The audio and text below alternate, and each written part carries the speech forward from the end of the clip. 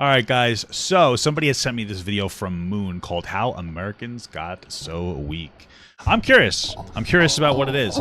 Part of me, I wonder if it's like an anti-Western kind of like a video, or if it's just a conversation. I mean, listen. Of course, people are getting more complacent. Generations before us, in many ways, have worked harder. We have more technology now. You know, and that's kind of the goal, is for society to shift and change and to adapt to the struggle.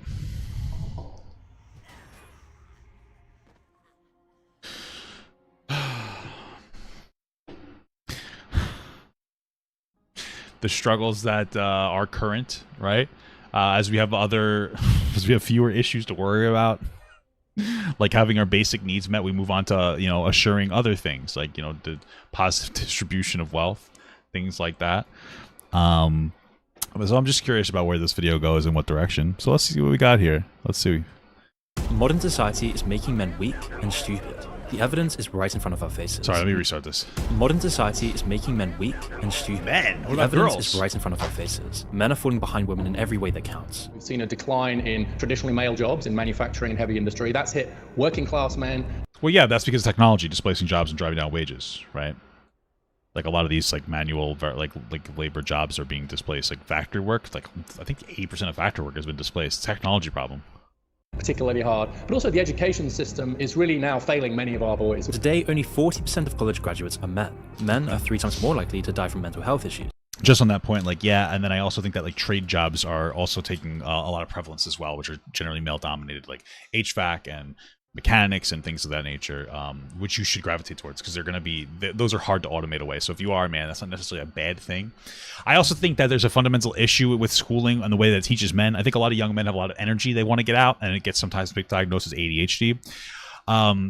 And so a classroom setting is probably easier for a woman to deal with just in general. And if it's easier for them to deal with at a young age, that carries you through the rest of your learning. And we see that the curve tends to be that there are a lot of really smart guys and a lot of really dumb guys. And then there's more of like a midline with women. And I think that's part of it as well, is that the teaching atmosphere may not necessarily be super productive. When it comes to the unalive rate of men, they tend to attempt less than women. Women attempt more. Men are just more successful because of the methods that they use. I'm not saying that there isn't an issue. I think that there's an issue for men and women. 90% of the homeless population are male, and over True. 30% of young men aren't sexually active at all. Okay. The homelessness thing, I think that's a huge mental health problem. I think that we need to have a bigger mental health focus. I think a lot of men, especially, are afraid to go to the doctor, or they think it's weak, is part of it as well. They'll put their issues off onto the side. They'll self-medicate. You know, I think a part of this is like an ego problem. And I think a lack of access to certain things. I think that like access to better mental health structures would be good. With the decrease in work that's available, especially for people, that also leads to self-medicating. I think that people it helps to have a purpose, have a job that people can put themselves into and feel fulfilled out of. Compared to just 19% 20 years ago. Whoa. It should be clear to everyone by now that society is way too. Compared to just 9% of the homeless population are male, and over 30% of young men aren't sexually active at all. I thought that it was like they haven't had sex in the past year. I feel like this isn't the right whatever, I don't care. Compared to just 19%. People are fucking less, but that's because of technology. People are on their phones instead of going out and trying to have sex. Years ago. It should be clear to everyone by now that society is waging a war on masculinity, and it's no, it's not. Destroying men's minds and their will. People are getting weaker and dumber. But how did this actually happen? Well, you can thank one man for our modern idiocracy, and his name was Edward Bernays. Despite changing the course of history entirely, Bernays is often forgotten today. As the nephew of Sigmund Freud, he grew up immersed in the world of psychology and understanding human motives and desires. But Bernays wasn't purely interested in just studying psychology. He wanted to put it into practice. If you knew people's desires and underlying motivations, you could tell them anything. So after his family moved to the US at the turn of the century, Bernays went to college and began working as a journalist. But his true calling came when he was tasked with promoting a play. His method was genius. Instead of selling it like any other piece of theatre, he marketed it as an advocacy piece for orphanages. He gave people a real reason to care and transferred their strong feelings for the issue straight onto his product. It was an insanely effective model, and it just kept working. He sold ballet to Americans by emphasizing. So he invented virtue signaling to people. Oh, this is for charity. It's okay if you waste your money going to this event. Oh, wow. His sex appeal. He made an opera singer into a household name by spreading rumors about the extreme lengths he took to keep his singing voice intact. Soon enough, Bernays realized his skills were being wasted on just theatre alone, and so he would spend some time working for the US government during World War I, helping them sell the war to the American people. Afterwards, he spent time as a consultant for companies, telling them how to sell their products based on people's real desires. Once, when Bernays was asked to market cigarettes to women, he came up with such a devious solution. His first campaign played on social pressure and body image. He marketed cigarettes as an alternative to snacks, along with pictures of beautiful thin women to sell the idea. Kinda is, though. I used to smoke. I wasn't as hungry. It's really unhealthy for you. Once I was eating too much, but hey, cigarette and a cup of coffee for breakfast is just insane. Bro, help me out. Join my group. Let's do it. That's incredible. Really can't beat it. Deal, and it worked, but there was still a stigma around women smoking in public, and so to get around this, Bernays' next campaign was even more deceptive. He sold cigarettes as torches of freedom, convincing women that smoking was a way to stand up to society and its inequality. He planned to paid actors in a women's march, then made them all take out their cigarettes at once. Obviously, this was all nonsense. Cigarettes have nothing to do with empowerment or equal rights, but by tying them in with the issue, he made the American Tobacco Company an absolute fortune. Bernays works at the foundations for modern marketing, but despite pretty much founding an entire industry, this wasn't Bernays' most impactful work. Instead, that would come with his work in shaping the mindset that would decide the rest of the 20th century. Bernays' style of marketing pioneered appealing to people's base emotions and desires, rather than their rational mind, and it couldn't have come at a more pressing time in history. The Industrial Revolution was still going strong in America in the 20s, but there was a growing problem around the corner. People just weren't buying enough products to keep up with this industrial growth. People operated on a needs basis. If you didn't need something, then there wasn't really point in buying it. But Bernays changed this. By using his marketing techniques, companies could convince people based on their emotions that they wanted something that they didn't really need. A product could be as useless and wasteful as possible, so long as you— Did that really start then? I feel like, has that not always been a thing? Tregan Films super chatted $1.99. Have you heard of the Unity drama? No, what is that? What is that? you can make people feel like they needed it. It didn't really matter. Just like with the torches of freedom, companies across the US started selling to people's emotions and their fears and anxieties. People started buying what they desired rather than what they needed. And this is the moment where consumerism was born in America, and rationality started to fade away. 100 years later, and now we're seeing the awful effects of this fundamental shift. People are completely controlled by their impulses and their desires. Long-term planning is given away to instant— That's true. I feel like, I mean, if this is the I don't know if this is true where this was started. You know, so I mean, I feel like part of this isn't necessarily true. I feel like people have always been desperate for status. But hey, you know, maybe this is the start of it. But part of it now is technology, like right at your fingertips. You can get instant gratification. You don't have to go to a store anymore and buy something. You can instantly have it. We have credit cards, so like now you don't even have the money to buy something. I think that there's a lot of different like infrastructure around why people have the access to be able to engage in like this type of consumerism. So gratification, and it's men that are worst affected. You see, when you look back at pictures from just a couple of decades ago, the men from before actually look like men. Today, those are pictures. Those are pictures of movies. Yeah, you had a good start. If you actually look at these pictures from movies, men look like men. When you look back at pictures from just a couple of decades ago, the men from before actually look like men. These are guys from old cowboy movies. I mean, you could still see that there are movies that appeal to men. Like Viking shows are pretty popular right now. I love Viking shows. Now you're showing, like, I don't know, a fucking gay youth group or something. Like, of course they're going to be a little more feminine, but they're still men. Today, not so much. People today look like boys in comparison. Like, they never grow. Well, these are young. The people you showed were like 40 or 50. These guys are like kids. These are like annoying kids doing stupid feminine trends. Like, I don't even know I'm engaging with this feminine bullshit. They're just young people. What are you talking about? They're just emo. That's the word I was looking for. That's the word I was... Films super chatted $4.99. Unity is charging game devs for install fees for games made on the engine. Oh, I don't know what Some that means. ordinary gamers did a good video on it. Okay. I don't know if that's like my alley of things that like I'm super passionate about. Video games are cringe, unless it's World of Warcraft, of course. But okay, interesting. Maybe I'll take a look at it. Grow up. It's an impression that's supported by the data. Testosterone, the chemical that today look like boys in comparison. Like they never grow up. It's an impression that's supported by the data. It's not what's the decrease among young. I'd have to look more into that. I mean, it's possible that testosterone is decreasing. Again, people aren't as active. I think that that's a very modern problem. The lack of activity. You've got to be kidding me. Oh, you're fucking with me. There's a lack of activity in people in general, for sure. I could see that. You know, it's probably, again, a lot of that's like health food too. I think that food is like really unhealthy. And again, I'm a big fat fuck, so it's not like I can say too much about it because I am the problem, right?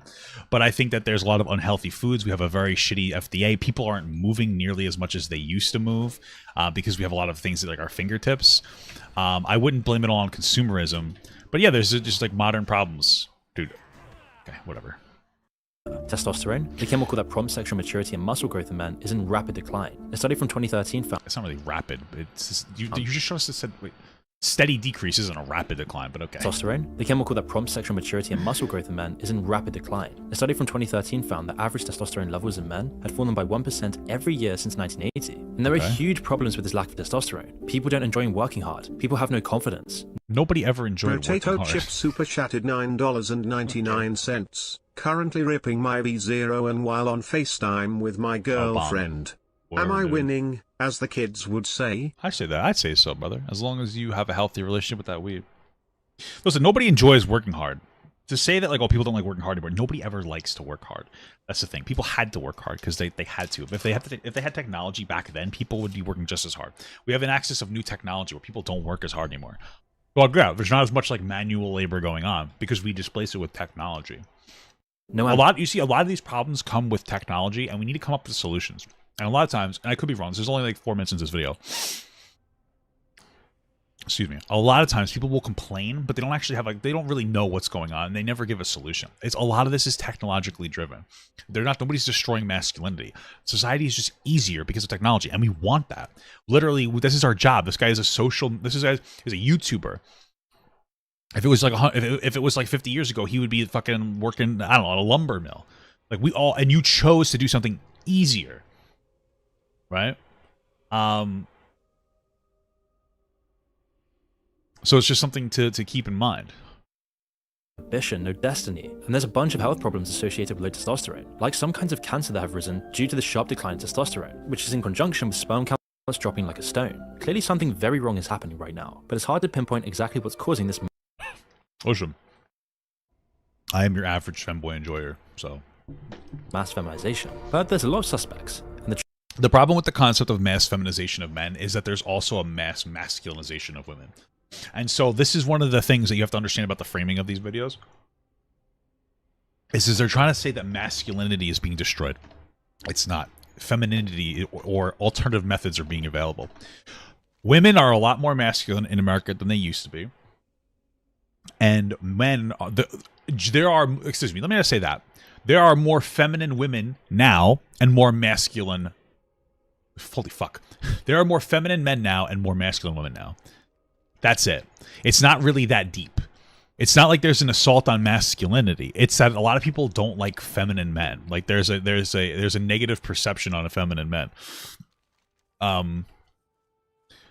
Yeah, I'm not saying people aren't annoying. I think young people are annoying. I think they complain about everything. If you look at social media, everybody's glorifying their mental health problems because it's sexy and it's trendy to be a loser.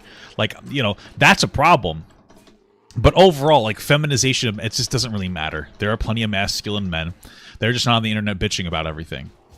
And there's plenty of feminine women, but there's also masculine women and there's feminine men. It's like, who cares? It really does not matter. It's not an issue. It's not causing the fucking downfall of our society. So...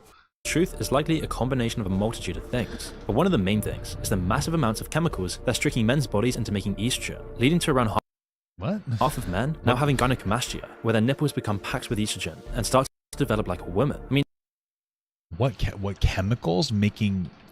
What? Estrogen is the hormone that causes your body to develop female characteristics. And so why is this happening all of a sudden? Gynecomastia was really not that common 50 years ago, 100 years ago, and it'd be extremely rare, but now... Was it even diagnosable?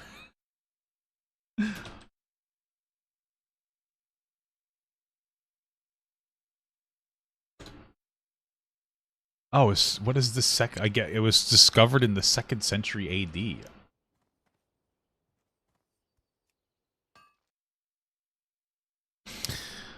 Aristotle in the 7th century. Okay.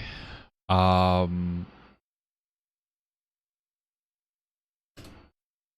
mean, wouldn't this just be the reduction of testosterone? Because we have balances of testosterone and the other thing, estrogen. Increasing the amount of... I'm trying to see, like, has there been an increase? Okay, so why is it on the... Okay, medications and altered hormone levels. Some medications may lead to gynecomastia. Okay, so a lot of this might have to do with our society of, like, medication and prescribing medications. And you could argue, well, first of all, there needs to be a prescription of medications for some things, right? But, like, yeah, maybe there needs to be better alternatives to things. But usually if you diagnose a problem, like, hey, you have this problem, it requires this medication. You know, you're already so far gone, you need to go on the medication and then slowly wean yourself off of it. But yeah, I mean, this all goes into like an unhealthy society of unregulated, like an unregulated like FDA and lack of exercise. Sure. Almost every man you walk past has some form of gynecomastia, and this problem is coming from all the untested and poorly regulated chemicals that we're putting into our environment and our bodies. People I don't know about our environment. Maybe. I mean, maybe. Sure. BPA, a certain type of plastic, but it's not that simple. Studies have shown that a massive proportion of plastics have what's called estrogenic activity. type of plastic, but it's not that simple. Studies have shown that a massive proportion of plastics Most plastic have what's products called release estronic chemicals, a potential health problem that can be solved. Okay, I mean, maybe that's true. Bro, the dinosaurs are making us feminine. We made the frogs gay, and now they're making us gay. Maybe. estrogenic activity. Chemicals released as these materials break down trick the body's hormone receptors into thinking they're estrogen. And in people, this is causing a wide range of nasty health effects. But the common ones are weight gain, reduced fertility, sex drive, and sperm counts, and even increased rates of breast and... So BPA is a weak synthetic estrogen found in many rigid plastic products. Food and formula can linings, dental sealants, and on the shiny side of paper cashier receipts to stabilize the ink. It's estrogen-like activity that makes the... Okay, so does this actually have an impact on people? Interesting. Maybe it does. Hormones are going to be interesting. I mean, maybe that's part of this. I feel like it's a lot more than just this one thing, but sure, maybe that's what it is. Maybe all the chemicals and the shit that we have. Okay. prostate cancer. And we're just talking plastics here. The other sources of common chemicals with estrogen activity is too long to list, but one of the most sinister is atrazine. It comes from the most common herbicide in the US, which gets sprayed on 3/4 of cornfields as well as a ton of other common crops. You know what's really interesting? I came across like a video a while back and I watched, and it talked about people's relationship with home gardening and pesticides. And I'm not sure how super relevant it's going to be to this particular segment, but I thought it was interesting and I kind of want to share it. And they talked about how, I guess it was in like the early 1900s, I think. Okay, I'm dead again. It was in like the early 1900s. That one's my fault. I got too close to the turn mill. It was about like the early 1900s. They started selling, you know, seeds and whatnot, really commercializing having home gardens, which you'd think would be, you know, an instant killer to the capitalization, the capitalism, the super capitalism of particular markets. But it actually wasn't, because what they did was they sold you the seeds and whatnot, but they didn't make your garden like super sustainable. And the biggest way that they did that was through pesticides. Instead of teaching you how to naturally resist certain, you know, animals or insects through in general, through like citronella plants, for instance, or something like that. They just sold you a pesticide, a chemical. And this way they were able to capitalize off of you doing like a home garden, right? There's, my understanding is there's certain insects that will eat other more predatory insects. There's a lot of different ways that they could have dealt with this situation. And that's interesting. So I wonder, and I don't know how to scale you could operate this on when it comes to mass production of food, when it comes to pesticides. But I wonder like how this could have been dealt with in an alternative capacity. Once it's there, it can leach into the groundwater and eventually make its way. I wonder why it's only estrogen. Yeah, I don't know. I wonder, I mean, you think that there's also testosterone? Is it an estrogen thing, or is there just like a disruption of hormones for people? Because there's women with like PCOS and whatnot, which we would consider them becoming more masculine. So, you know, maybe it's not even just estrogen. It probably is just more than this one thing. Probably things that disrupt hormones in a way where it like raises women's estrogen, lowers men's testosterone, just kind of fucks people's shit into the reservoirs and the water supply. And so much of this chemical has been used that we now even find it in the rainwater. Ever since the late 90s, we've known that it causes feminization and increased estrogen production. Both demasculizes and feminizes vertebrate male gonads. Further confirms some truths here about first me wondering what the heck is.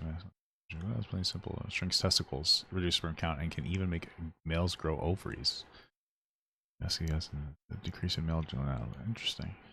In animals, more recent studies have shown strong links to low fertility and sperm counts in areas where atrazine is used, as well as a bunch of other issues with the reproductive organs upon exposure. And with so much estrogen around, you won't be surprised to hear that it's actually in your water supply. And one of the major sources of this is from female birth control pills. You see, I don't think that there's enough birth control in our water supply to have like an impact.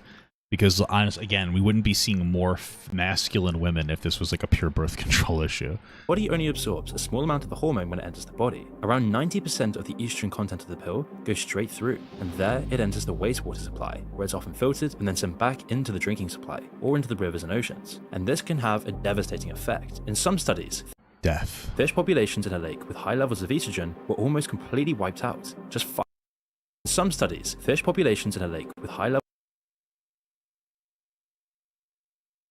fathead minnows nearly go extinct after small amounts of estrogen added to lake. I wonder if this is something that they even have a filtration system for, because my understanding is when it comes to cats' poop, their poop has a parasite that doesn't get through the filtration. Levels of estrogen were almost completely wiped out. Just 5 nanograms per liter has a negative effect. Some rivers and streams in the UK have had levels 12 times that. The estrogen then interfered with the reproductive organs of the fish. How much does there need to be to have an impact on people? And in some cases, male fish even grew ovaries. Oh, in shit. humans, estrogen has less severe but similar effects. The amplification of female characteristics and the suppression of the male is something we're seeing all across the West. And Again, the only problem of the only issue I have with this is that we're seeing I think that we're seeing a masculinization of women. So I feel like this isn't even close to. This is an interesting point, but I feel like it's being hyper overstated in this video. this isn't just happening from birth control pills and the water supply. A massive portion of waterborne estrogen comes from livestock. Either it comes from their own natural hormones, or from the massive doses of estrogen we give them on top of that. A large amount of cows are also fed on soy. And this is great economically for farmers, but just like in us, most of it doesn't get absorbed, it gets deposited in their manure. Then it gets into the water supply through the groundwater and the waste system. Or it gets deposited in food, when farmers use the manure to fertilize their crops. And in a perfect world, this wouldn't be an issue at all. But old, underfunded water infrastructure can't filter it out. In lots of countries, water companies have forgone filtration entirely, dumping raw sewage straight into the rivers. But that doesn't matter. In lots of countries, water is an issue at all, but old, underfunded water infrastructure can't filter it out. In lots of countries, water companies have forgone filtration entirely, dumping raw sewage straight. Like, that's bad, but the reason this is about America, and you're saying America specifically is having a feminization problem. So the fact that other countries have shits to, they don't know how to filter that well isn't necessarily relevant to this topic. Into the rivers, lakes, and seas. And so you should probably buy a water filter if you haven't done already. But it's not just this. Sure. Plastic trash and other estrogenic chemicals are everywhere. On average, the world makes around 400 million tons of plastic trash every year, with a large part of the waste making its way into the atmosphere and the oceans. It's yet another way that we're drifting further and further away from the natural life that we're adapted for. Sunlight's another good example. Before, nearly everyone got hours of sunlight every day, waking up to the sun and going to bed when the sun started to fade away. But today, most jobs are inside, locking people in Sure. grey office cubicles or dark warehouses for 8 hours a day, all under artificial lighting, never really seeing the sun at all. I mean, the vast majority of people in the world are too exhausted to spend enough time outside after work. Instead, they would spend their few hours off vegetating in front of a screen, never really having Maybe. I mean, the only thing I'm struggling with, yeah, people definitely work inside a lot more now. Yeah, it's part of its exhaustion, part of its laziness too. People just don't want to, like, once they get home from work, they instead of doing something more productive, they just want to sit down and watch TV because there's an availability of laziness.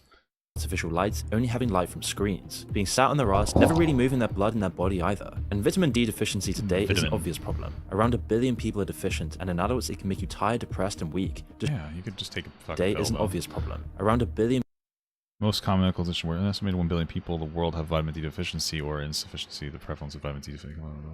I wonder why.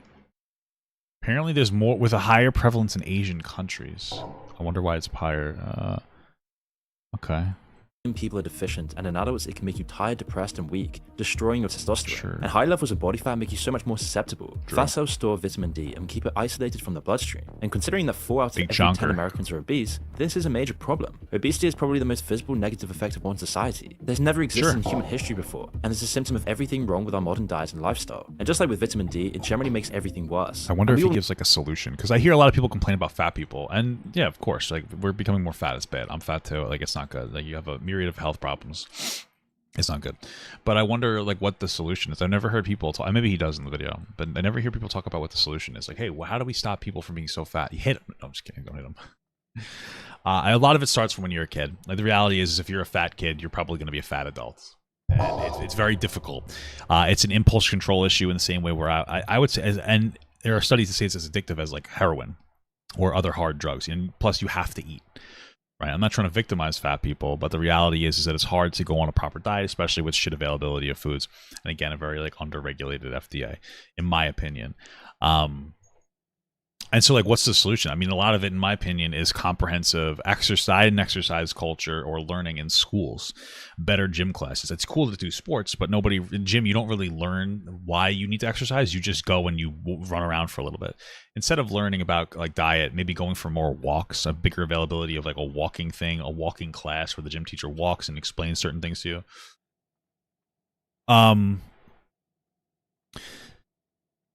Definitely getting unhealthy foods banned. I would honestly implement some kind of a sugar tax to help pay for healthcare to get people into the doctor, because when your like diabetes isn't under control, I don't think that it's very difficult to get the energy. And not a lot of people have diabetes, so get your diabetes under control, get on the medications you need to, give you more energy so you can get out there and you can start moving around. Sorry, just cracking my neck. There's a lot of different solutions. Yeah, cannibalism could probably help a lot. Fucking Jesus Christ. People know the problems it causes, and there's just too many to list in this video. But the first thing on the CDC's list is quite literally all causes of death. For men specifically though, it's been shown to lower testosterone levels, increase estrogen production, and generally damage sexual health. Interesting. Wait, so vitamin D is the factor in estrogen biosynthesis? All right.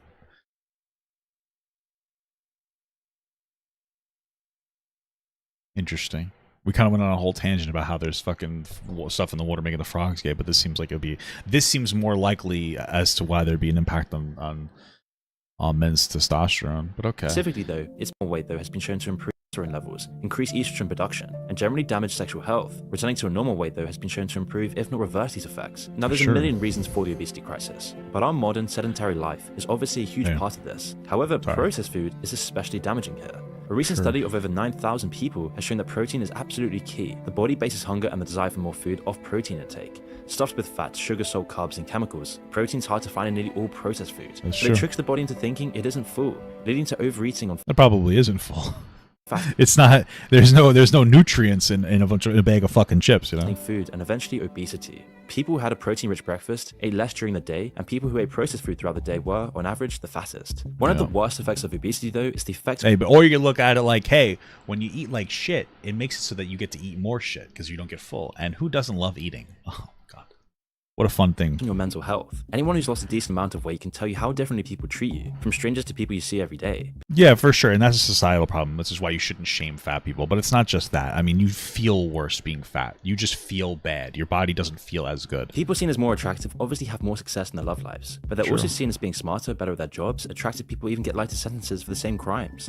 Yeah, it's like the halo effect. It's an unconscious. I mean, we should probably reverse those issues while also saying stop being fat. You know, bias that all humans have, and other than dealing with the consequences, there's not really much you can do about it. Studies have shown that the judgment happens almost instantly, even when people are told to focus on something else. In all likelihood, it's another leftover from prehistoric man. Because well, I mean, again, you could educate people to be a little less toxic. At the end of the day, who would you trust to help you hunt for food or build a shelter? Probably a fat guy. He knows what kind of food tastes good. And this will affect you today. By the way, nobody. Like, that's not where we're at.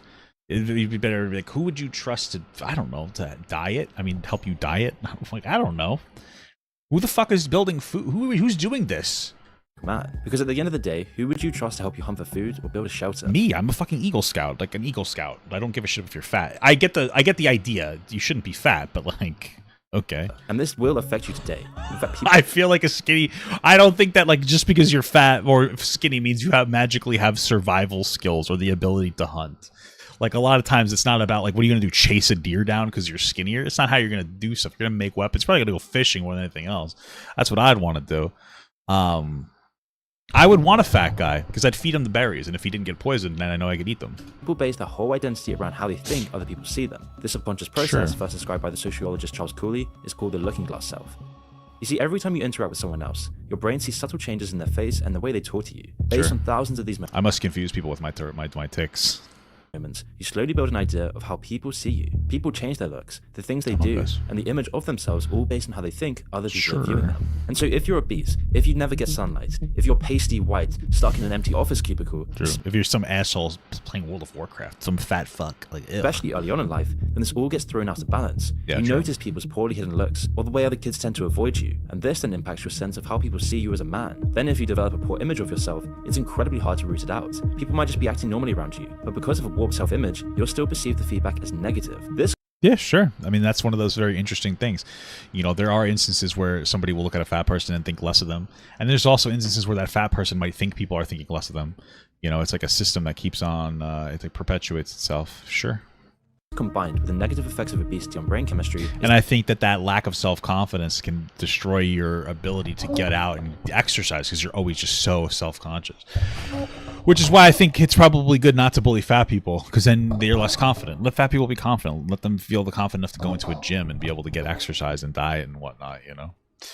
The reason that obesity is actually destroying many people in our society. Men aren't just getting weaker though, they're getting dumber as well. Processes that started centuries ago, combined with some modern differences, have made people dumber and more ignorant than ever. And it all began in America. I mean, I think you absolutely could contribute a lot of this ignorance. I mean, I'm not sure if people are actually getting dumber. Are men getting dumber? Because you can contribute this a lot to diet though. Because diet has a significant impact on your ability to learn and be intelligent. I'm a little apprehensive about or skeptical of the men are getting dumber argument though. Research examined that the intelligence levels of more than 200,000. Okay, found the skills are roughly okay. Okay, let's see what we got here. Now, for a nation that calls themselves the greatest in the world, it's not surprising that American culture is woefully ignorant to the outside world, and this isolation began early on. One of the most active and powerful political movements in the 1800s was called the Know Nothing Party. Nationalistic and fearful of anything foreign, they pioneered a political platform based on blaming immigration for the nation's problems. They blamed Irish and Italian immigrants, as well as Catholicism. They spread outlandish conspiracy theories about their opponents, and pushed their religious beliefs into education. At their peak, they had over 100 congressmen among their ranks, along with state... I wonder what would reverse this. Is this the accessibility of education? Because I feel like this has to be a somewhat new issue because people used to be dumb as fuck until we had some kind of mainstream education.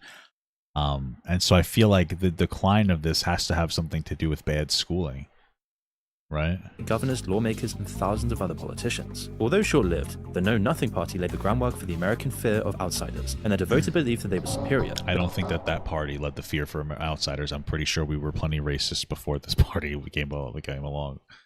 But okay. It was their promotion of willful ignorance that has had the most lasting effect within the country. Going to name as many countries as you can. Africa. Can't name one country. South America. Not for nothing, but these studies are generally based off of IQ, and so naming countries doesn't have any impact on that intelligence quotient. So. Yeah. Also, Americans are pretty notoriously don't know anything about foreign anything. Same, by the way. But I'm just saying that you would generally base this on IQ. You wouldn't base this on other the geology or geography, geography, right? So just to be clear. America, North America. So you can't name one country on this map. No, I can't. Antarctica. And 100 years later, and the same ideas and values had come to the forefront again. Just as the world was opening up after World War II, America closed itself off. This time it was their obsession with communism and the Red Menace that caused it. While America spread their culture to a war-torn world, it didn't go the other way. Hollywood had the largest budgets and hadn't been interrupted by getting invaded or bombed, so American movies could easily outperform any foreign one. When Americans then built infrastructure in other countries as part of their packages, their culture would always come along with it, and it never went the other way. So with the history of nationalism and the menace of communism to be suppressed, barely anything any foreign one. When Americans then built infrastructure in other countries as part of their aid packages, their culture would always come along with it, and it never went the other way. So with the history of nationalism and the menace of communism to be suppressed, barely anything foreign could reach the eyes and ears of Americans. Okay. My thing is today we have the most reach of other countries. We have an incredibly prevalent Asian culture in America. We have a very mixed culture. I mean, I guess it depends on where you live. Where I live, it's very mixed. I also live in New York, but if it conflicted with their stringent religious values, or even had a whiff of communism about it, I don't know about that one, Papa God. If someone can't name it a country, I'd say that their IQ can't be too high. Why? Why would those things be? IQ, my understanding, because I have a pretty reasonably high IQ, has to do with math and sciences and different problem solving skills. It has nothing to do with naming a fucking country. I've never taken an IQ test where I've had to do a problem solving, or I've had to name another country. It has nothing to do with it. Unless your argument is that generally speaking, if you have a higher IQ, it's because of school, obviously, and that means you're going to be better in different classes. You'll have different classes that will expose you to these things. Sure, maybe, but I don't think America has a particularly high focus on other countries or learning about world shit. A lot of people are very aware. My understanding is other countries, other Western countries especially, have a pretty prevalent education on what's going on in the world, and America just not so much. So I don't really think that there's going to be a link between being able to name other countries and being intelligent or having a higher IQ. I don't think that that's necessarily indicative. Censors didn't let it through. Fears about communist subversion and infiltration got so bad that a baseball team renamed themselves from the Cincinnati Reds to avoid links with communism. Psycho and its grim shower scene left such a mark on culture because, apart from being so well executed, it was completely unprecedented for American audiences. Prior to 1960, even a little splash of blood and gore was completely banned within all American movies. Why The is this thing censorship so was just killed? too strong to let in. And Americans really never traveled much outside of their country either, meaning that everything you could want to do or see is still within your own borders. You could explore massive cities, scorching deserts, snow-covered mountains, and lush forests without ever having to leave the country. I mean, even in 1994, only 10% of Americans even owned a passport. This might be a bit misleading though, as international flights weren't accessible for most anyway. Also, it's only recently that you But like a lot of people came from other countries, right? We understand that. I feel like this idea that we didn't have other cultures mixing with us is completely, it's countered in many capacities by the fact that we are a country of immigrants, and there's tons of different cultures that are constantly mixing in with us. Unless you're just arguing about like the southern countries, I guess. I don't know. you need a passport to go to Mexico or Canada, and so since then it's risen to over 40%. However, 40%. And what's the rate of travel back then versus other people? Like only, you know what I mean? Like, okay, whatever. And is still incredibly low. I mean, for reference, 76% of the UK population has a passport, and even Canada has a 70% passport ownership. But don't they need that? Because and listen, I could just be like so incredibly wrong. Don't you need a passport in the UK because to go to like other countries? And it's like for going from like fucking country to country in the UK is like going to state in America because we're so fucking big. So wouldn't you absolutely need that? Like, isn't it like the necessary? Like, we don't need one because you don't really have to drive. Like, we're a huge country. I feel like that's why. I don't think it's a massive culture shift to drive an hour out of fucking Liverpool or whatever. I don't care about. I don't give a shit about those countries. So, but you get my point. Rate. And so all of these combining factors led to the sanitized, completely inwardly focused culture of America today. Even today, the best performing foreign film in America is Crouching Tiger, Mike Hidden Danielson Dragon, which was super released in chatted $2 Yeah. Among Us balls. Thank you so much. We have a very prevalent Asian culture in America. Like, I feel like it's invading, or in a good way. I like it. But like we have a lot of culture in America. I feel 2000. like To this put is that a into weird point. perspective, it's not even in the top 500 on the US domestic box office rankings, when you include their own movies. And all of this was made so much worse by the rampant consumerist culture of America. As the wave of American culture hit foreign shores, it brought all of their products and brands with it as well. Benet's work on branding and marketing made them spread like wildfire. With their own countries bombed to hell, or still not industrialized, people across the world were eager to live like Americans. Over time, the rest of the world got fully immersed in American culture and consumerism. From Australia to Africa and everywhere in between, you could easily watch an American movie and chow down on American fast food that was packed with estrogen and other demasculating chemicals. Today, the list I don't know about that one. There's different. It depends on the country. There's different regulations on food in these other countries. The foods are also very different. The menu in like fucking in like Japan and McDonald's is vastly different from America. of countries without a McDonald's gets shorter every year, and you can get a nice refreshing Coke pretty much anywhere. Anything estrogenic, anything that will poison your body, you'll be sure to find has come from America and landed in your shores. But with consumerism came the inevitable downsides. Maybe. Greed and materialism became the norm. It's not that there weren't greedy people before. The American system just gave them a way to push it to the max. Worldwide obesity rates tripled as well, adding into more demasculation across the world. It's not just obesity, of course. All of modern society's awful effects on your body will impact your looking glass self. Because certain aspects of modern life don't just interfere with your health, they actively undermine your ability to focus and think clearly. As we all know by now, social media rots your brain. It makes you more likely to be depressed, but more importantly, it destroys. Well, yeah, for sure, because it's constantly making you look at other people's lives, and all you're seeing is the best of their life. There's only two things you're seeing on social media, generally speaking, when it comes to somebody else's life. Either the best moments that they're showing you while they're not showing you the worst, or they're sensationalizing and jerking off their depressed moments in ways where, like, I'm so depressed, nothing really happened to me, but I'm still depressed. You know what I mean? Where people, like, fucking cry shit and come, and they want people to, like, oh, look at my problems, but they're not really any real problems. Like, I'm so depressed, my dog farted on me. You know, mental health bullshit. I'm not saying mental health isn't real, but people who glorify it on social media are obnoxious, and then it encourages you to have mental health problems or to think or identify with that, and then you start acting like a fucking idiot. Then you make excuses for yourself. We've come to a point now where people will be like, I have ADHD, and it makes me have these qualities. And instead of acknowledging those qualities that might be negative, like, for instance, sometimes I get too absorbed into my phone because I have ADHD. Nowadays, it feels like instead of people acknowledging that issue and working through that, understanding that negative behavior and working through it, now it seems like people are acknowledging it and being like, oh, okay, and justifying it and making an excuse for it. But yeah, of course, it's going to make you depressed. Even what is especially interesting, though, is that, like, a lot of these times, just Photoshop. There's a lot of prevalence of a lot of shit. And then if your phone's addictive, you're on it the whole time, you wasting away instead of doing something productive. There's so many different issues. Push your attention span like many of us have experienced, and this is all based on dopamine. This system that's meant to push animals towards certain behaviors has been taken advantage of and hijacked. As many of us know, these short little TikTok videos, Instagram posts, girls in bikinis, the next YouTube podcast, all triggers little dopamine releases on a constant small scale. But over time, as we continue, I would argue that podcasts aren't as bad because they're actually somewhat productive. Because like you're sitting there and you're like, I would argue TikTok is exponentially worse because when it comes to or short form content, when it comes to something like a podcast, you can be productive and do a podcast. I think there's lots of people who will engage in long form content while they work or they do something else that's productive. Like I'll do the dishes sometimes when I'm, and things of that nature, we'll say, right? So I think that that's not such a big deal because you're not focusing only on that. When it comes to short form content, because you're scrolling so much, like, yeah, you're only doing that. You can't sit there and do like fucking homework while listening to TikTok because it's something that you need to be more engaged in. You gotta keep scrolling, baby. I mean, that's the biggest active aspect of it. And then you're always chasing like that low or that high, excuse me.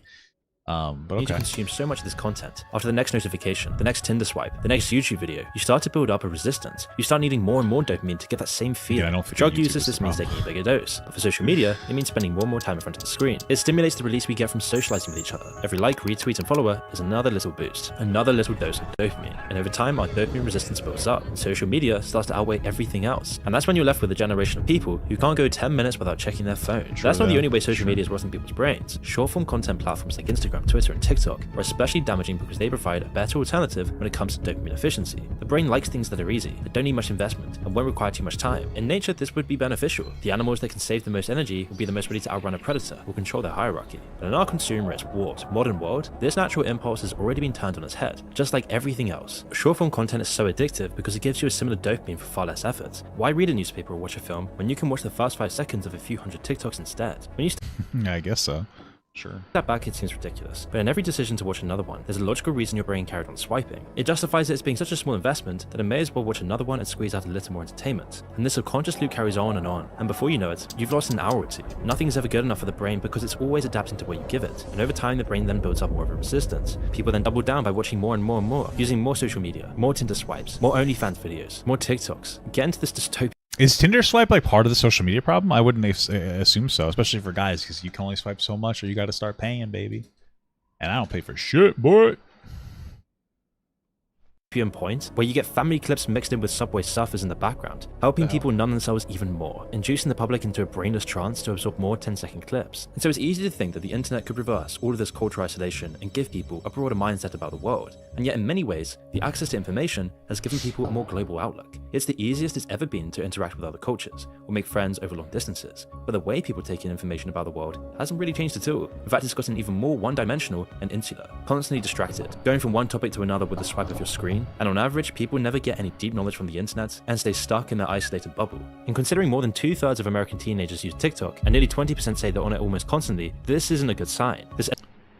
I want to see how often they say that they're on it. 2/3 of American teenagers use TikTok. They're using, they just say almost constantly. And nearly 20% say they're on it almost constantly. This isn't a good sign. This endless supply of empty entertainment makes everything else seem dull in comparison. No, it's not good. But my thing is like this is where parents have to come in and start saying like, hey, you got to stop fucking around so much. Limit your kid's ability to use TikTok to like an hour a day. I think that that's a feature.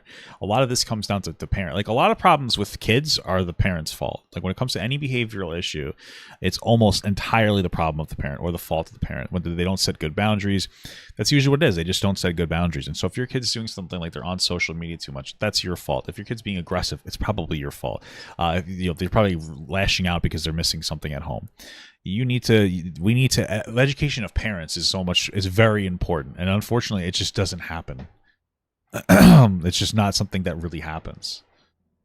Sucking kids' attention, wonder, ambition, and experience of life. On a wider scale, it's changing how we learn things. Bro, my fucking For You page isn't full of all this shit. It's just full of relationship stuff. What the fuck's going on? And weird memes. Getting your information about the world from short-form content does teach you a lot about different things, but because of Well, could, but it's not verified information. how people consume it, it's whether anything ever actually sticks. And even if you do remember some of the details, it only ever amounts to surface level knowledge. And this then develops echo chambers, where you're always provided surface level knowledge, extracted from an algorithm designed to evoke your emotions, never giving you any other perspectives, always keeping you in a single lane. And all of this content can usually be incredibly misleading in such a subtle subconscious way. The algorithm's pressure to be as bombastic, outrageous, and alarming as possible means that you never really need to stick to the facts. And some people use this argument of misinformation to say that we shouldn't have free speech anymore, that the Mark Zuckerbergs of the world should control the flow of information. But that's not the issue. The issue is that our speech isn't free enough. People stay in their echo chamber. What? What are you talking about? Which has been censored down and watered down by the people running. Just to be very clear, the criticism on things like Mark Zuckerberg or on Facebook was that there was active, literal, proven, objective disinformation campaigns coming from Russia to have an impact on our election. And so, like, when you kind of just throw this out there, like, oh, people are saying we need to have restriction of freedom of speech. We don't have enough of it. Like, no, it's not that. You don't understand what the fuck you're talking about in this case. Like, again, there was a big social media problem in 2016 because there were actual, like, it was proven that there were Russian bots pushing disinformation. So I just be very clear, like what you're saying, I'm not saying we do need more or less freedom of speech, but pressuring Facebook to get rid of their fucking bot problem that is making people dumber, I think it's a silly thing to say. Just to be clear. Okay. Just to be clear. Big tech, and then people willingly buy into it in this numb passive state. Information of misinformation to say that we shouldn't have free speech anymore, that the Mark Zuckerbergs of the and world nobody's actually saying we shouldn't have free speech anymore. That's like, again, like this video weirdly leans right. But okay, should control the flow of information. But that's not the issue. The issue is that our speech isn't free enough. They already do control the flow of information. Like, do you understand like how things work right now is the control of what information goes to, and you halfway understand it. So I don't understand where you're not understanding towards sensationalization, things that are going to invoke the biggest response and get you to engage, which is usually, again, very toxic, very sensationalized things in some kind of a direction, and people are just running into those directions. You'll start like that's what they call like the alt-right pipeline, and we can say that there's like an alt-left pipeline as well. You know, we'll say it's the it's the radicalization pipeline that leads people to more and more sensationalized, radicalized content in a particular direction until you're just consuming some of the most toxic, violent, insane bullshit. Right? And so the conversation is like, should we restrict freedom of speech on social media? It's like, hey, do we understand that only force feeding people things that are going to get them to be emotionally invested in something, not that's going to have a positive impact? Don't you think that might be a little fucked? Don't you think maybe we should have that conversation about like maybe there should be some restrictions on some of the ways that you engage in particular content? So just to be very clear, there's no conversation about the restriction of freedom of speech. Businesses in and of themselves have freedom of speech, by the way, and it would be fundamentally taking away a business's freedom of speech to be able to censor some aspects of their platform. I just feel like this is a point that he's just throwing out there, and like I couldn't push him on it because I'm not having a conversation with him. So like I don't know what he means when he says anything. It's kind of like a point that you throw out there and then you kind of move on. You know, it's a talking point that you get off of Instagram at 2 a.m. when you're sitting there with like other memes that are like, is Barack Obama gay? You know what I mean? Like, or is Michelle Obama actually a man? Like that's the level of conspiracy, not conspiracy, but that's the level of what we're being like. You're not really explaining anything, you know. People stay in their echo chambers, which has been censored down and watered down by the people running big tech, and then people willingly buy into it in this numb passive state. And as almost everyone learns about the news and events in the world by algorithms, then people would start to see a wide range of opinions and arguments if it wasn't for these exact algorithms. They already are seeing a wide range of opinions and arguments, and then they're arguing. What are you talking about? They'd have the ability to see the people are seeing these. Like people, this is being seen all the time. Whole issue from every angle, rather than a 20-word summary of their preconceived. The problem is like, see, this is the problem, is that he's not understanding. There's no such thing as a nuanced take on TikTok or any short-form content. You're never going to get a good take. They're always sensationalized, hyperbolic takes that get people talking. It's usually saying a thing, and then people are throwing their life experience at that thing to interpret it the way that they feel it is to be interpreted. That's the biggest problem. When you sit down and you engage in like a 20-minute video about a particular topic, you have a lot of time to be able to sit there and deliver nuance. When you crunch that down to 30 seconds, all of that information, all of that buildup, how we got to the greater point is completely lost. And now somebody will give you like a hot take, or that's what it comes down to, completely unexplained, and then you're left to just throw your opinion at the take or throw your life experience at it to fill in the pieces, right? Because everybody we know will hear a thing, they'll hear anything, and then they'll throw their life experience onto that particular thing, right? That's how all words work. Everybody knows what words are, but we all have even a different relationship with some words based on the life experience that we've gone through, where they mean different things to different people based on the way that they were used when you were growing up. And so, like, again, okay, what you're saying is you're just missing the mark on the way that you're expressing this. Opinion. Actual in-depth knowledge about the subject requires focus and long periods of thought and study. There you go, But because sure. people don't have the time or attention span for this, why not just have a chopped up, numbed, empty opinion shoved down your throat? And this is when social media destroys and events in the world by algorithms. Then people would start to see a wide range of opinions state, and as if it wasn't for these exact algorithms, they'd have the ability to see the whole issue from every angle, rather than a 20. It's just so weird because, like, he gets like, everything I just said, he basically said next.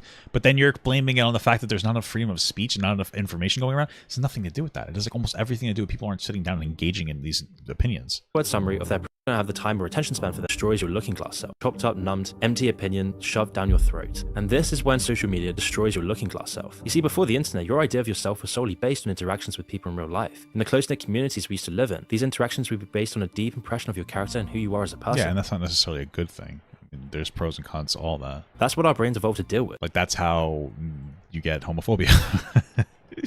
You know, and that's one of the positives of the internet is that, like, if you're oppressed and you live in a particular area, maybe you're gay, or you're trans, or, you know, you're a World of Warcraft player, in your local community, they would make fun of you, right? Now you can go online and have some people that share your opinion with you and make you feel better about yourself because you realize you're not alone. You can express yourself to them in the same way where it allows a bunch of crazy fucks to get together and also, you know, get to know each other. So there's pros and cons to everything, but social media hijacked this as well by throwing in thousands of judgments and things to feel insecure about every day. Sure, your rational mind knows they're not really directed at you specifically. Yeah, that happens in small communities too. That there's going to throw things at you that'll make you feel insecure about yourself too. All the unconscious parts of your people brain are just engaging in different communities now. Don't. And we apply these criticisms and opinions to ourselves without even knowing it, and it impacts the way you build your looking glass self. It might not create new insecurities, but it definitely amplifies them. They act as limiters on people, drains on their confidence that push them towards inaction and overthinking. And it's this process that, like I just said, still too fat. They act as limiters on people, drains on their confidence that Still push them too fat to fap. Oh, because they lost. not create new insecurities, What but it the definitely fuck? amplifies them. They act as limiters This person said kettlebell routine, lost 23 pounds in 12 weeks. And then the guy responded, still too fat to jerk off to. What the fuck is this, a movie? on people, drains on their confidence that push them towards inaction and overthinking. And it's this process that's the most damaging to men. How many of the great men of the future are already being undermined by some anonymous idiot's opinion, made to feel inadequate maybe. because they don't meet an arbitrary height requirement or Possible. because they haven't slept with enough people? Ironically, the dumbest people won't stop to think about these things anyway, shielding them from the worst of it. They'll Sure. keep Bro, happily come going on! through life, while smarter people get lost in overthinking and retreat into themselves. And we live in a time where information is easier to access than ever, but it doesn't matter for most. All of these different pressures are making people more ignorant, and there's no wonder politicians now talk to people like they're children, because that's what works now. And it hit me That's how they always talk to people, I think. But maybe I'm wrong about that. that communities, small tribes of people coming together, resisting all of this modern bullshit and rethinking our position in all of this is actually what's essential to overcoming these very obstacles. You see, instead of continuing to live in a world where your desires, purposes, and routine is dictated by faceless corporations thousands of miles away from you, what you really need is a small community of like-minded people. This is what men have had throughout thousands of years of Well, that's what you have on the internet as well, no? You have a small community of like-minded people. Okay. human history. And on YouTube, I've been able to go over some of these modern issues you see. Men becoming weaker, our 1984 society, our war I'm a little confused about this. continuing to live in a world where your desires, purposes, and routine is dictated by faceless corporations thousands of But yeah, miles. sure, there's influences on your particular... there are definitely influences that people have on our perspectives, and some of those are corporations trying to sell us stuff. I agree with that 100%. Away from you. What you really need is a small community of like-minded people. This And you have that on the internet. Like, there's always a community of people. I guess not small. is what men have had throughout thousands of years of human history. And on YouTube, I've Okay. been able to go These are over big communities, some of these but- modern issues you see. Men becoming weaker, our 1984 society, our warped habitus that destroys our own thinking, whilst also trying to mix in some of the teachings of the best philosophers and religious stories out there to give more meaningful solutions than just having a cold shower to modern problems. I mean, it's literally been years now that I've been talking endlessly about the unprecedented levels of loneliness, purposelessness in modern society, and how this is driving us towards behaviors like social media addiction and other toxic behavior. Because personally, I've struggled with this while trying to build my YouTube channel. I got so lost in distractions despite knowing better. And you see, the thing is, this isn't a problem of a lack of information here. It's our mindset. It's our cultural mindset. And that's why I've spent years diving into philosophy, psychology, and sociology to understand and change the fundamental layers of my mind that were holding me back. And the result was, for me personally, was that I was able to change my routine, I was able to break free from the grip of procrastination, and managed to build a successful YouTube channel in around 2 years. that I truly think has positively impacted many, many lives, judging by the thousands of comments like this that I've received. And while I have been able to share some of this knowledge through my videos, the format of these videos limits how deep I can really go here. The YouTube algorithm, the style of the video essay, the topics, it doesn't allow me to go as deep as I really want to. Because deep down, I really want to offer something more comprehensive to help people on a very personal level, to change our lives together. Oh, just sell a program. For $50 a month, you can become part of my war room. Being actually in a community of like-minded people. And so I've been thinking about this for ages, and how I could actually enact this, where I could talk on a more personal level to you and others like you and me about these topics in big discussions. And how I could actually change our lives together, being actually in a community of like-minded people. And so I've been thinking about this for ages, and how I could actually enact this, where I could talk on a more personal level to you and others like you and me about these topics in big discussions, without constant editing, without— Oh my god, bro. He's selling you a system for $79. Oh my god, dude. He's selling you some bullshit system with some pseudo-intellectual fucking nonsense. Holy shit. Bro, I have no problem with like a Patreon where you give people more stuff, but this dude is literally trying to sell you a service. He's trying to sell you a service. Oh, you're not gonna get any value out of this. It's $79 now, but it's actually $99. What the fuck is this, bro? Come on. Like, he brought up some interesting points in his video, but nothing that was particularly thought-provoking. Like, hey, there's some hormonal impacts. Okay. That was pretty much all we got out of that video. Hey, social media is addictive. Okay. Nothing particularly nuanced. Bro, come on. Like, this is like we're copy and pasting these fucking whatever. If you pay for that, God bless you. You're obviously lost, because holy shit, like that's the problem. Oh my god, whatever, dude. Listen, there's nothing that you can teach in a course like that. If this was somebody with like a fucking master's degree in a particular field and whatnot, they studied this feels like something you'd need to study psychology, like an actual formal degree in psychology, and they were offering a course for it. Like, hey, I would be like, okay, that can make sense. But we're talking about a YouTuber who said he studies philosophy. You're not going to get anything out of anybody's fucking out of a $79 course of somebody babbling on with like he's just babbling on. This is obviously somebody that's like a little right leaning, and that's fine. That has like the men are becoming weaker mentality, and he's just he presents it in a little bit more of a mid-level perspective or a middle ground perspective.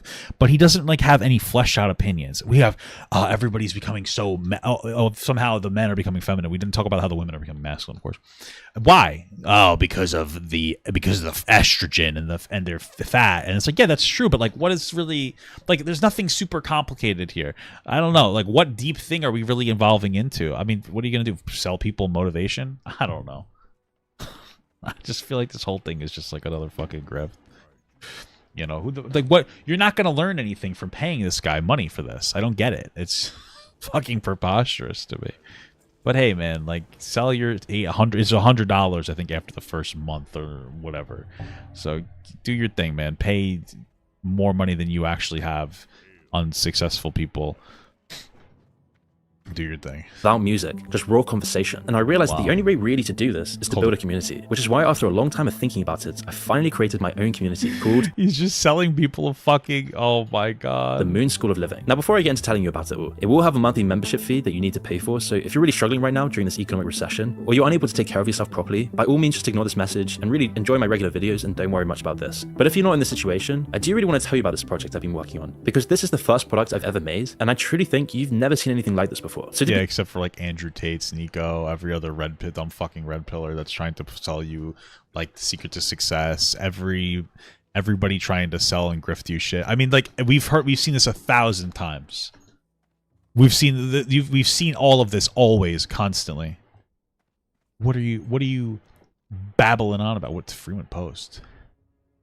Clear, what do I actually mean by community? Well, the school is a community that I've created using a site called School. It's an expensive site, and it's nothing like Discord or Reddit or anything like that. You don't get trolls, memes, or shitposts. This is a high quality— 7,620,313 became a member. Thank you so much for the membership, large number. Environment. Let's see what we got here. And it's nothing like Discord community. Well, the school is a community that I've created using a site called School. It's an expensive site, and the site called School?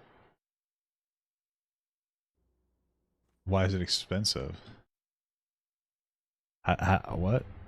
What does that even mean? A site called school? Is it just this? Thrivecart.com? Grow income from your existing traffic with the highest converting cart for online business. This is the website that he links, by the way. When you click it, it goes to this. But if you remove everything and you just go to like the thrivecart.com, this is what comes up. Look at it. It's selling you a thing. Current special offer is guaranteed for a minimum. Get lifetime access. It's $500 one time. That's really not that much money. Like, oh, it's a really expensive website. No, it's not. Holy fuck! This guy got grifted himself. Holy shit! This guy's. What is happening here? And it's nothing like Discord or Reddit or anything like that. You don't get trolls, memes, or shitposts. This is a high-quality environment of a very small community. Who's paying $80 for that? Fuck, who's gonna troll for $80? People. Right now, I'm trying to keep it as small as Wound, heal, and transcend. Oh Lord, grant the. What is this? This is what you teach? Memes or shitposts. This is a high-quality environment. Wound, heal, and transcend. Oh Lord, grant that I shall never seek so much. Super chatted $2.18. Yo, Papa, what we watching? I couldn't even tell you. So much to be consoled as to console. Okay, so this is just somebody giving us a very small community of people. Post. It's just giving us like a religious scripture. If you the delay of it, if you can't manage the money you have now, what makes you think you'll be good at managing larger finances later? Here's a relaxing podcast that resonates deeply with me. Incredible. Right now, I'm trying to keep it as small as possible. To make really, you're trying to keep it as small as possible by telling everybody that they should join. Fucking incredible. In a much higher value environment where everyone who joins in takes it seriously as we come together for 3 weekly calls where we go over modernity, philosophy, social media addiction, money, and things like how I built my YouTube channel, where I can give advice to other aspiring creators. And all these calls are then recorded and uploaded so you can access them anytime you miss the calls or want to rewatch them. In addition, there's multiple courses coming out in this community on geopolitics, modernity, video editing, loneliness, money, just to name a few. And sometimes in the calls we'll just talk about anything that's relevant today, anything that me and you think's worth talking about. And sometimes there might be times where I can't really make the call. But so just to be very clear, YouTube it looks like he's reacting to somebody else's video, and I do that too. But behind a paywall, he's just reacting to Oscar or whatever. I've seen him before. He's an interesting guy. But okay. Anything that's relevant today, anything that me and you think's worth talking about. And sometimes there might be times where I can't really make the call, but for the foreseeable future, I'll always be doing this. And if not, I'm going to ask you for about $100 a month, $79 for the first month. Sometimes I don't make the call though. What the fuck are you talking about? There'll be advanced warning. And soon we're going to have other people like What If Alt Hist coming in and giving discussions on things he's more knowledgeable about. And the best part of this school so far is feeling like you're not alone with this stuff. I mean, just recently we had some great discussions about that is like the number one thing of like feeling you're not alone. There's a lot of people that are lost. They are feeling like a lack of a sense of like of some kind of community or something. And then people can very easily sell them bullshit like this. Be like, you won't be alone. This is the reality. And this is like when you'll hear people say things along the lines of like, oh, such and such saved me. What was the reality is that these are individuals who are like desperate for just a sense of community, and the only reason they get saved is because they're just looking for something. I always say it could have been they could have just as easily become like a Taylor Swift fan, but instead they gravitated towards like a YouTuber, and they're like, oh my god, this might fill the issue, this might fill this sense of loneliness that I have. You know what I mean? It could be filled by anything. Like cock. But okay, sell your course, man. Deconditioning our thinking from our twisted culture. We ended up talking about psychedelics and people who've experienced ayahuasca. In another call, I was going over someone's you should just watch a Joe Rogan podcast. YouTube channel, giving them personal advice for their videos every week. Whoa. In another, we're talking about Star Trek. Wait, what? In another call, I was going over someone's YouTube channel, giving them personal advice for their videos every week. In another, we're talking about Star Trek, existentialism, loneliness, social media addiction, and businesses. Already we have some great members on board, and it's been great to connect with everyone so personally in this community. And now the school is pricey. It's $99 a month, but this is deliberate. If it was really cheap, it kind of ruined the point of the community, as I'm not trying to be a live streamer. I want this to be an extremely high quality premium area for those who want to develop ourselves outside of the confines of modernity and surface level thinking. I'm specifically looking for people who are excited by the idea of coming together, growing, learning, developing, holding each other accountable. People who are excited. Yeah, he's looking for people that'll pay a lot of money because they're not going to complain as much because they already went for like the ridiculously high buy-in, $100 a fucking month. So those people are obviously not going to be like, wow, this is stupid, and nobody's really going to try that just for the LOLs, just to expose how fucking stupid it is. to fast track the development. That's why I'm working on it all week, in the calls, posting new ideas, making courses, and generating the highest quality community I can possibly make. And so if you think this is a scam or just seems like too much money, no worries at all. Please just keep enjoying the normal videos and don't worry about joining, as it's probably not the place for you. And if you do join and you don't really like it, I'll refund you within 7 days of joining, and you can cancel at any time afterwards for the following months. It's super easy to cancel. Just DM me or send me an email to our customer service team, and you'll get a refund, no questions asked. But I want to end this by saying, if my videos have actually been meaningful for you, and you found value in some of the ideas I've discussed, imagine going the next step beyond this, where you're part of a close-knit community, a small little tribe, where I know you by name, where I've watched your progress over the past 6 months. Really playing on that parasocial. I'll know you by name. You'll be important to me now. Come join. I'm genuinely proud of your growth. If this excites you as much as it does for me, please feel free to check it out by using the top link in the description below to get involved. Okay. Yeah, listen, don't send me any more videos from this guy. Just as a favor.